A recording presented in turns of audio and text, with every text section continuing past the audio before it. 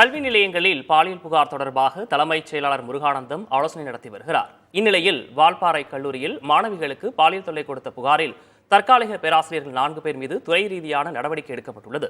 இது தொடர்பான கூடுதல் விவரங்களை வழங்குவதற்காக செய்தியாளர் பிரவீன் நம்மோடு இணைகிறார். அவரிடம் கேட்கலாம். பிரவீன், ஏற்கனவே இந்த 4 பேர் மீதும் காவல்துறையின் சார்பாக கைது நடவடிக்கை எடுக்கப்பட்டிருக்கிறது. இப்போது கல்லூரியின் சார்பாக நடவடிக்கை எடுக்கப்பட்டிருக்கு. என்ன துறை ரீதியான நடவடிக்கை எடுக்கப்பட்டிருக்கிறது? பாதுகாப்பு எந்த அளவுக்கு மேம்படுத்தப்பட்டிருக்கு? இப்போ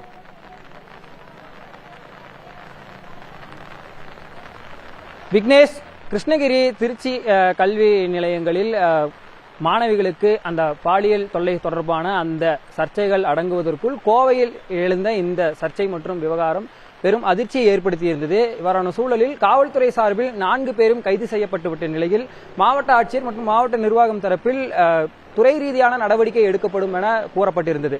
இத்தகைய சூழலில் பார்த்தோம் என்றால் சஸ்பெண்ட், அதாவது இடைநீக்கம் செய்யப்பட்டிருந்த அந்த உதவி பேராசிரியர்களில் ஒருவர் ராஜ்பாண்டி என்பவரை நிரந்தர பணி நீக்கம் என்பதனை செய்து கல்லூரி கல்வித்துறை மண்டல இயக்குனர் நடவடிக்கை எடுத்திருந்தார். இத்தகைய சூழலில் கல்லூரிகளில் எவ்விதமான நடவடிக்கைகள் எடுக்கப்பட வேண்டும், பாலியல் ரீதியிலான பிரச்சனைகளை எவ்வாறு அணுக வேண்டும் உள்ளிட்டவை குறித்து தலைமைச் செயலாளர் தலைமையில் தற்போது அறிவுறுத்தல்கள் வழங்கப்பட்டு வருகின்றன. அதில் கல்லூரி முதல்வர்கள், மாவட்ட ஆட்சியர்கள் கலந்து கொண்டு வருகிறார்கள். பிரச்சனை எழுந்த வால்பாறை அரசு கலைக்கல்லூரியில் எவ்விதமான பாதுகாப்பு ஏற்பாடுகள் செய்ய வேண்டும், மாணவிகளுக்கு வேறு எவ்விதமான பிரச்சனைகள் ஏற்பட்டால் முன்வந்து கூறுவதற்கான அந்த இணக்கமான சூழலை ஏற்படுத்துவது தொடர்பாக உளவியல் ரீதியான எந்த அளவுக்கு அவர்களுக்கு மனப்பாங்கு ஏற்படுத்த வேண்டும் உள்ளிட்டவை குறித்து நடவடிக்கை எடுக்கப்படும் என மாவட்ட நிர்வாகம் சார்பில் தெரிவிக்கப்பட்டிருந்தது. இத்தகைய சூழலில் இந்த கல்வி நிலையத்தில் அவர்களுக்கு எவ்விதமான அந்த உளவியல் ரீதியிலான பிரச்சனைகள் எழக்கூடும், இனி வரும் நாட்களில் எவ்விதமான நடவடிக்கைகள் எடுக்க வேண்டும் என்பது குறித்து நம்மிடம் பேச குழந்தைகள் மற்றும் பெண்கள் மேம்பாட்டு தொடர்பாக செயல்பட்டு வரும் சமூக செயல்பாட்டாளர் ஜூலியா இருக்கிறார். அவரிடம் கேட்போம். மேம், மாதா பிதா குரு தெய்வம்னு சொல்லுவாங்க. பிரச்சனைகள் எழுந்தா காலேஜஸ் ஸ்கூல்ஸ்ல ப்ரொஃபசர்ஸ் தான் போய் அவங்க அப்ரோச் பண்ணுவாங்க, டீச்சர்ஸ் தான் அப்ரோச் பண்ணுவாங்க. இப்ப ரீசெண்டா நடக்கக்கூடிய இந்த இஷ்யூஸ்ல என்ன விதமான உளவியல் ரீதியான பிரச்சனைகளை மாணவிகள் சந்திப்பாங்க? இந்த கல்லூரியில எவ்விதமான நடவடிக்கைகள் முன்கூட்டியே எடுக்கப்பட்டிருக்கும்னு நினைக்கிறீங்க? வணக்கம். வால்பாறையில இதுதான் முதல் முறையா பெண்களுக்கு எதிராக நடக்கிற வன்முறையே இதுதான் முதல் டைம்.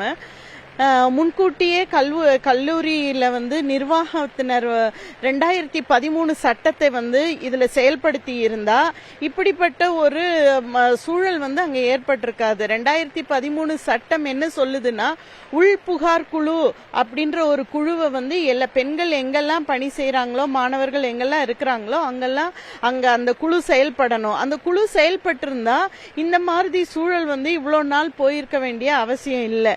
இன்னொன்னு மற்ற விஷயம் சொல்றதுக்கு இன்னொரு விஷயம் என்னன்னா, யார் பாதுகாக்கக்கூடிய ஒரு பொறுப்புல இருக்கிற ஒரு பேராசிரியர்களே அந்த பெண்களுக்கு இப்படிப்பட்டதான பாலியல் ரீதியான வன்முறைகளை கொடுக்கும் பொழுது, சீண்டல்கள் நடக்கும் பொழுது அவர்கள் மன ரீதியாகவும் உடல் ரீதியாகவும் மேற்கொண்டு படிப்பதற்கு அவங்களுக்கு மிகவும் கடினமான சூழலா இருக்கும். இதனால அவங்க பகுதியிலேயே இந்த கல்லூரி வருவதை நிறுத்திவிட்டு படிப்பை நிறுத்தக்கூடிய ஒரு சூழல் வரும்.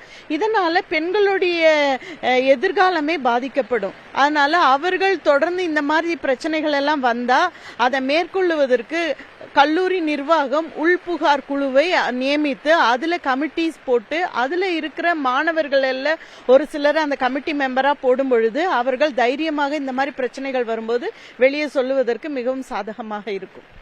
பாதிக்கப்பட்ட மாணவிகள் மேற்கொண்டு படிக்க வர்றதுக்கு சில சிக்கல்கள் எழும் அப்படிங்கிற மாதிரி நீங்க சொல்லியிருந்தீங்க. இப்போ உளவியல் ரீதியா அவங்களுக்கு என்ன மாதிரியான அறிவுறுத்தல்கள் கொடுக்கப்பட வேண்டியிருக்கும்?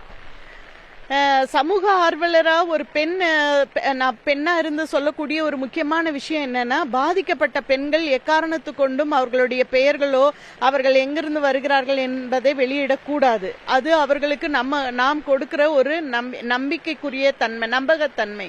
இந்த நம்பகத்தன்மையை நாம் அவர்களுக்கு கொடுக்கும் பொழுதும் தொடர்ந்து இங்க தவறு செய்தவர்களுக்கு சரியான தண்டனை வழங்கும் பொழுதும் அவங்க தொடர்ந்து படிப்பதற்கும் அவங்களும் தப்பு செய்ய எந்த தப்பு நடந்தாலும் தொடர்ந்து நமக்காக குரல் கொடுக்க நம்மளுடைய அரசு இருக்கு, நம்மளுடைய கல்லூரி இருக்குது அப்படின்ற ஒரு நம்பிக்கை அவங்க வரும்போது கட்டாயம் அவங்க தொடர்ந்து கல்லூரி படிப்பை தொடர முடியும்ன்றது என்னுடைய கருத்து. இந்த கல்லூரியில மகளிர் மேம்பாட்டு குழு அப்படிங்கிறது இருக்கிறதா, போர்டு வச்சிருக்கிறதெல்லாம் நம்மளால பார்க்க முடியுது.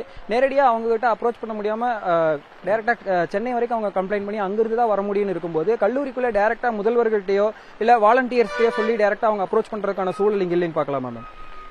இதுக்கு முக்கிய காரணம் என்னன்னா, அவங்களுக்கு ஒரு பாலியல் வன்முறை நடந்தா அதை எப்படி மேற்கொள்ளணும், யாரிடத்துல சொல்லணும், அது எப்படிப்பட்டதான ஒரு சட்டத்தின் கீழே வருது, இதனுடைய தாக்கம் என்ன, இதுக்கு என்ன மாதிரி பனிஷ்மெண்ட், இதெல்லாம் அவங்க தெரிஞ்சிருந்தாங்கன்னா இந்த அளவுக்கு அவங்க வந்து அவ்வளோ தூரம் போய் கம்ப்ளைண்ட் பண்ண வேண்டிய அவசியம் இருந்திருக்காது.